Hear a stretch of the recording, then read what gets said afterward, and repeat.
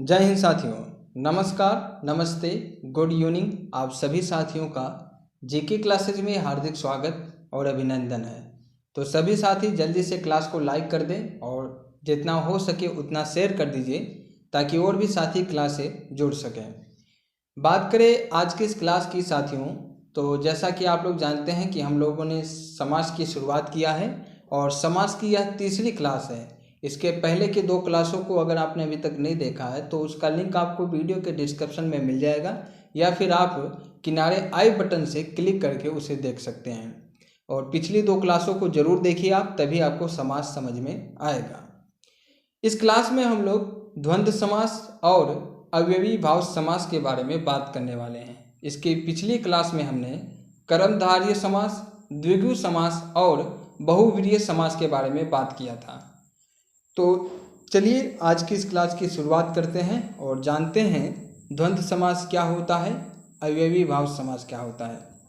Class की शुरुआत करें उससे पहले एक बार फिर से आप सभी साथियों से पुनः निवेदन है कि आप चैनल को सब्सक्राइब कर लीजिए, बेल आइकन को प्रेस कर दीजिए ताकि न्यू और लेटेस्ट अपडेट आपको समय के अनुसार मिलता रहे। क्लास अगर आपको पसंद आती है तो क्लास को लाइक करें, अपने सभी साथियों में शेयर करें और कमेंट बॉक्स में कमेंट करके ज़रूर बताइए कि क्लास आपको कैसा लगा। और अगर आप कोई सुझाव देना चाहते हैं तो आपका स्वागत है। हमारे टेलीग्राम चैनल जिसका लिंक आपको वीडियो के डिस्क्रिप्शन में मिल जाएगा उसे ज़रूर ज्वाइन कर लीजिए। इससे ये फ़ायदा होगा कि हर क्लास की PDF फाइल आपको इस टेलीग्राम चैनल पर बिल्कुल निःशुल्क यानी बिल्कुल फ्री में आपको मिल जाएगा। तो चलिए क्लास की शुरुआत करते हैं। और जैसा कि आप जानते हैं समास के 6 भेद होते हैं। इसमें आपका पहला होता है तत्पुरुष समास, दूसरा है कर्मधारय समास और तीसरा है द्विगु समास और चौथा है बहुव्रीहि समास। बहुव्रीहि समास ये आपके चौथा समास है और इन चारों के बारे में हमने अध्ययन कर लिया है और आज की इस क्लास में हम इन 2 समासों के बारे में अध्ययन करेंगे, जिसमें आपका पहला है द्वंद्व समास और दूसरा है अवयवी भाव समास। इन दोनों समासों के बारे में हम लोग विस्तार से चर्चा करेंगे कि इनकी पहचान आप कैसे कर सकते हैं और इनकी क्या परिभाषा है। इन सभी को हम लोग अभी आगे विस्तार से देखते हैं। तो चलिए शुरुआत करते हैं और सबसे पहले हम बात करते हैं द्वंद्व समास के बारे में। द्वंद्व समास क्या होता है? तो साथियों, जिस समास में दोनों पद प्रधान होते हैं, जिस समास में दोनों पद क्या हों, प्रधान होते हैं और विग्रह करने पर और या अयों लगता हो, वहाँ द्वंद्व समास होता है। अब इसका आप मतलब समझिए। ऐसा समास जिसमें दोनों पद आपके प्रधान होंगे और जब आप उसका समास विग्रह करेंगे तो उन शब्दों के बीच में आपको और अयों ये 2 शब्द आप हमेशा प्रयोग में लाएंगे। आपको इन शब्दों के बीच में जब आप समास विग्रह करेंगे, जब इसको आप अलग अलग करेंगे शब्दों को, तो आपको बीच में 2 शब्द मिलेंगे और अयों। ये दोनों शब्द आपके समास द्वंद्व समास की पहचान है। ठीक है। इस समास में दोनों पद आपकी संज्ञा होती है। क्या होती है? संज्ञा होती है। इसके साथ साथ दोनों ही पदों के मध्य में और अयों योजक अर्थ छिपे रहते हैं। योजक अर्थ आपके इसमें छिपे रहते हैं। उदाहरण लेते हैं और उदाहरण से इसे समझते हैं। जैसे सुख दुख, सुख और दुख। अगर आप इस सुख और दुख का समास विग्रह करेंगे, सुख दुख का समास विग्रह करेंगे तो आपको मिलेगा सुख और दुख। यहाँ पे और देखिए आ गया और ये आपका द्वंद्व समास का पहचान है। राधा कृष्णा, राधा और कृष्ण, राधा और कृष्ण। अन्न जल, अन्न जल का क्या हो जाएगा? अन्न और जल। यहाँ पे देखिए आप इन सभी वाक्यों में या इन सभी शब्दों में आपको और शब्द मिल रहा है, यानी ये आपकी द्वंद्व समास है। रात दिन की बात करें तो रात और दिन होता है। माँ बाप, माँ और बाप। खरा खोटा यानी खरा या खोटा। तो यहाँ पे देख रहे हैं आप, और शब्द और या शब्द ये दोनों योजक अर्थ छिपे हुए हैं और इन्हीं से आप द्वंद्व समास की पहचान कर सकते हैं। दोनों पदों को जोड़ने वाले समुच्चय का लोप हो जाता है। दोनों पदों को जोड़ने वाले समुच्चय का क्या हो जाता है? लोप हो जाता है। इस समास में जो भी योजक शब्द हैं, जब उनसे हम लोग दो शब्दों को जोड़ते हैं तो उन योजक शब्दों का इसमें लोप हो जाता है, यानी विलुप्त हो जाते हैं वो। जैसे आप देखिए, सुख और दुख। सुख और दुख को जब आप जोड़ेंगे तो सुख दुख होगा और यहाँ से विलुप्त हो जाएगा, गायब हो जाएगा।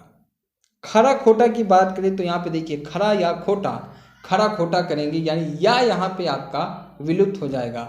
माँ और बाप, जब इनको आप जोड़ेंगे तो माँ बाप होगा और आपका यहाँ से विलुप्त हो जाएगा, लोप हो जाएगा उसका।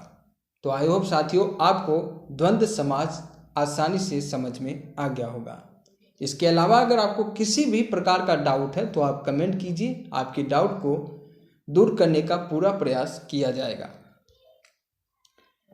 अब द्वंद्व समास को आप ऐसे भी समझ सकते हैं कि इसका जो पूर्व पद होता है वो भी आपका प्रधान होता है और उत्तर पद भी आपका क्या होता है? प्रधान होता है ना। तो द्वंद्व समास में दोनों ही पद आपके क्या होते हैं? प्रधान होते हैं।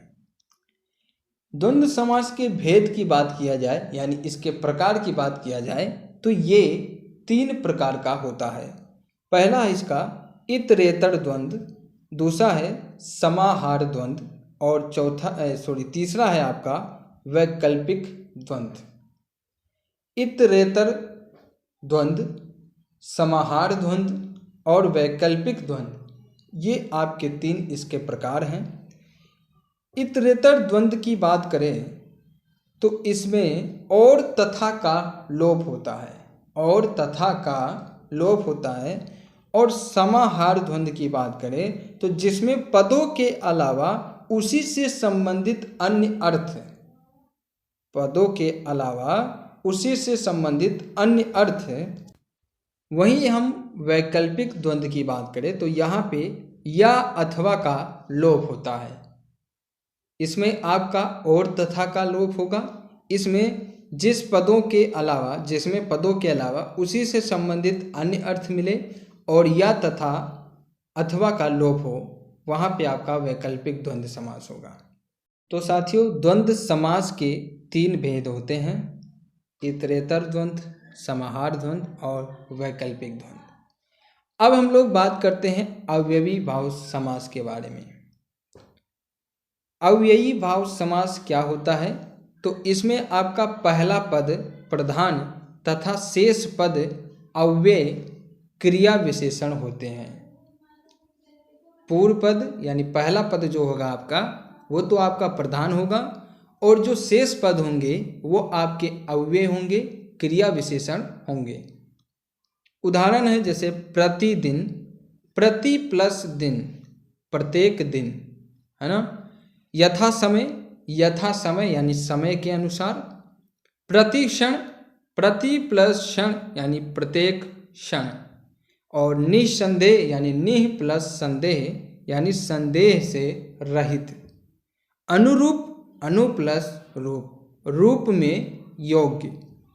आमरण, आ प्लस मरण, मरने तक। और आजन्मा, आ प्लस जन्म, जन्म तक।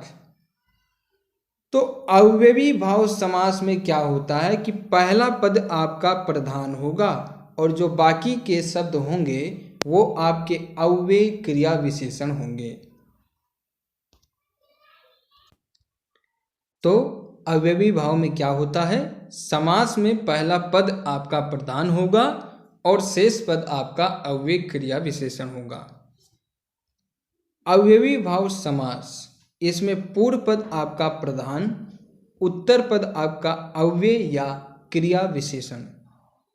पूर्व पद नामपद समास में पहला पद अव्यय या उपसर्ग यथा प्रति, आ, नि, सु न होकर संज्ञा या विशेषण का होता है। तो पूर्व पद जो होता है आपका वो नामपद समास में पहला पद अव्यय या उपसर्ग यानी यथा, प्रति, आ, नि, सु न होकर के क्या होता है, संज्ञा या विशेषण का होता है। इन समासों का प्रयोग प्रचुर मात्रा में देखने में आता है। तो जो आपका अव्ययी भाव समास होता है इसमें आपका पहला पद प्रधान होगा और जो उत्तर पद होगा वो आपका अव्यय होगा या फिर क्रिया विशेषण होगा। इन उदाहरणों को अगर आप देख रहे हैं तो यहाँ पे देख सकते हैं आप, इसमें जो पहला पद है वो आपका प्रधान है और दूसरा आपका जो पद है वो या तो अव्यय है या फिर क्रिया विशेषण है। तो इस तरीके से आप अव्ययी भाव समास की पहचान कर सकते हैं। ठीक है, तो साथियों आज की इस क्लास में हम लोगों ने समास को समाप्त कर दिया और समास के जितने भी भेद थे, जितने भी प्रकार थे, उनको हम लोगों ने विस्तार से चर्चा किया।